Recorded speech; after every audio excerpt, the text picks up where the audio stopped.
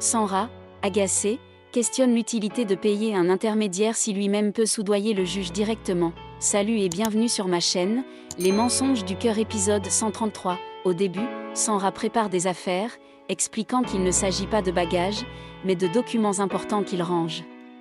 Radha personne s'inquiète, mais il la rassure en disant qu'il n'y a pas de raison de s'inquiéter. Radha explique qu'elle revient du temple avec du prasad. Elle précise qu'elle y est allée pour prier afin que les problèmes de Sanra disparaissent, qu'il obtienne rapidement son divorce et la garde de son fils. Sanra, agacé, affirme qu'il ne s'inquiète pas pour son fils mais qu'il en veut à la mère de l'enfant, la rendant responsable de ses malheurs. Il exprime sa colère en disant qu'il aurait préféré mettre fin à leur vie pour en finir, mais Radha l'interrompt, lui disant que penser ainsi est un péché et que Dieu fera justice. Sanra déclare qu'il se bat pour la garde de l'enfant non par amour, mais simplement pour embêter Urmi. Radha l'encourage à ramener l'enfant, promettant qu'elle l'aimera autant que lui et qu'elle ne le traitera pas comme un enfant d'une autre femme. L'homme finit par s'agacer des bavardages et coupe court à la discussion. Ensuite, Sanra lui dit que lorsqu'elle est près de lui, il n'a besoin de rien d'autre. Il lui demande de se concentrer sur lui et de ne pas se préoccuper du reste. Il se montre possessif, la considérant comme sa priorité. Il la rassure en disant qu'elle n'a qu'à s'occuper de lui, car c'est tout ce qui compte pour lui. De son côté, Urmi rencontre Monsieur Chadha, le gérant d'un hôtel. Accompagnée de son avocat, Ishan, elle lui explique qu'elle est en plein divorce avec Sanra et qu'un procès pour la garde de leur enfant est en cours. L'avocat demande à Monsieur Chadha de témoigner en justice que Sanra avait réservé une chambre d'hôtel pour un an à des fins douteuses. Le gérant, mal à l'aise, admet qu'il sait que la chambre était souvent utilisée pour des invités spéciaux, laissant entendre qu'il s'agissait d'activités immorales. Urmi insiste pour qu'il témoigne, mais il refuse catégoriquement, craignant des conséquences juridiques pour lui-même et la réputation de l'hôtel. Urmi est déçu et demande à Ishan ce qu'ils peuvent faire maintenant, se sentant démunis face à ce refus. Pendant ce temps, Shashi est vu avec sa famille en train de déplacer des affaires. Il donne des ordres, critiquant les autres sur la façon dont ils gèrent les choses. Il y a des tensions familiales, certains se plaignant de la lourdeur des tâches, tandis que d'autres essaient de calmer la situation. Sanra fait preuve d'arrogance, se montrant autoritaire et méprisant envers sa belle famille. Plus tard, Sanra est surpris en train de se comporter de manière inappropriée avec une jeune femme. Ishan et Urmi assistent à la scène, choqués. Ils reconnaissent la femme, qui est mariée, et sont scandalisés par l'attitude de Sanra. Cela renforce leur détermination à le confronter en justice. Ishan et Urmi remarquent une jeune femme qu'ils ont déjà vue chez Sanra. Cela les intrigue, car ils sentent qu'il y a quelque chose de suspect. Ishan pense que cette femme pourrait être utile dans leur affaire, car Sanra se comporte de manière irrespectueuse avec elle. Ils espèrent qu'elle acceptera de témoigner contre lui au tribunal. Plus tard, Urmi rend visite à une femme âgée qui est heureuse de la voir. Cette femme remercie Urmi d'avoir soutenu sa fille alors qu'elle-même avait abandonné cette dernière. Elle exprime sa gratitude en disant qu'elle ne pourra jamais la remercier assez. Urmi, humble, répond qu'elle n'a pas fait grand-chose, car c'est sa nature d'aider. La femme reconnaît qu'Urmi mérite d'être aimée et respectée, et qu'elle devrait recevoir l'amour et les droits qui lui reviennent. Elle admet que ses yeux se sont ouverts sur ses erreurs passées et promet de ne plus jamais négliger sa fille. Urmi est touchée par ces paroles, mais la femme insiste pour qu'elle reste avec eux, affirmant qu'Urmi fait partie de la famille et qu'elle n'a pas besoin de partir. Selon elle, l'amour d'une mère adoptive est parfois plus fort que celui d'une mère biologique. Urmi se sent acceptée et rassurée. Plus tard, Urmi croise la grand-mère et la mère d'un autre personnage. Elles sont ravies de la revoir et échangent des nouvelles. On apprend qu'Anu, un autre membre de la famille, ne va pas bien et refuse de sortir. La famille envisage de la marier pour l'aider à surmonter sa tristesse, pensant qu'un nouveau départ lui apporterait du bonheur. Ishan promet de parler à Anu pour la soutenir moralement. Dans une autre scène, Sanra est vue en pleine dispute avec son avocat, Niranjan. Sanra accuse l'avocat de prolonger inutilement son affaire et de le manipuler mentalement, physiquement et financièrement. Il l'accuse de ne pas obtenir de résultats malgré les efforts déployés.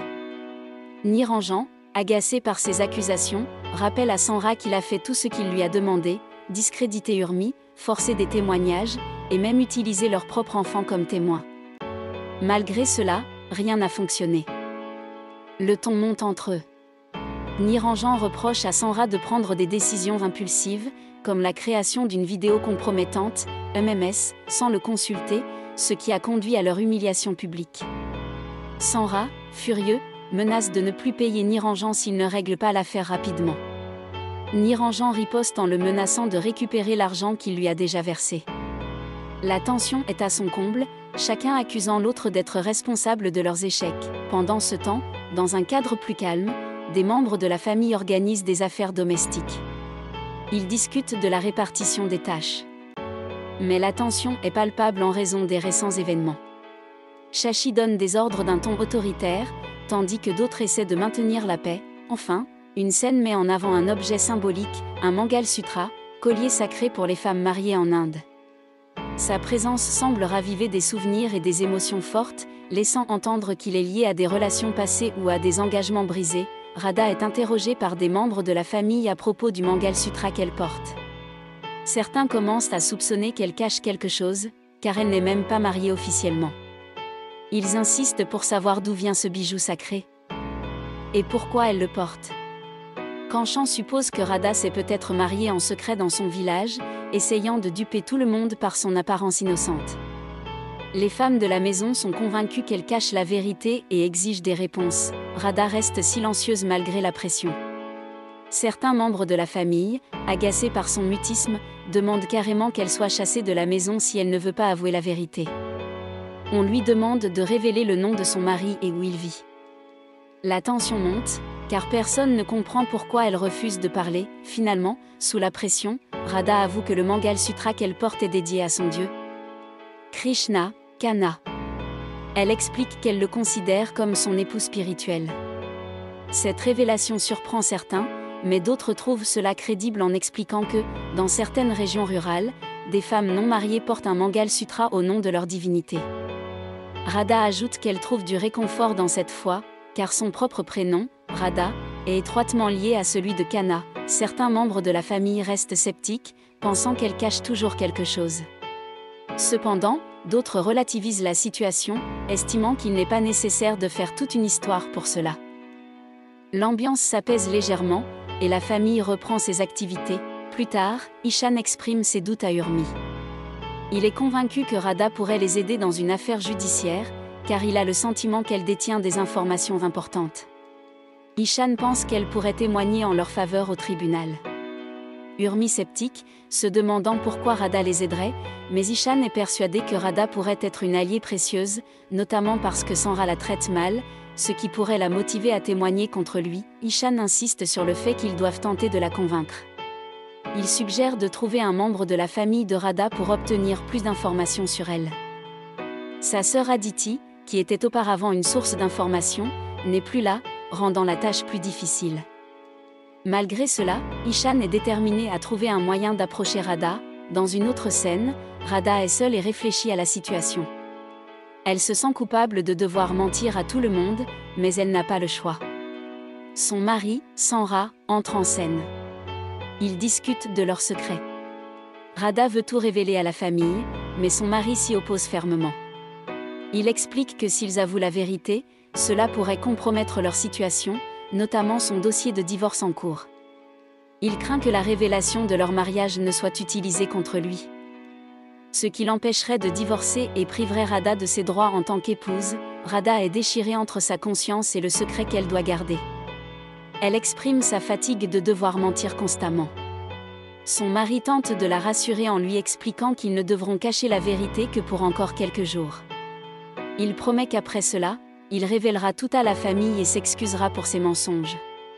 Il essaie de la consoler en lui disant qu'elle accomplit une bonne action et que son Dieu la récompensera pour ses sacrifices. Le ton devient plus émotionnel lorsque son mari, visiblement dépassé par la situation, menace de se faire du mal si Radha continue à insister pour tout révéler.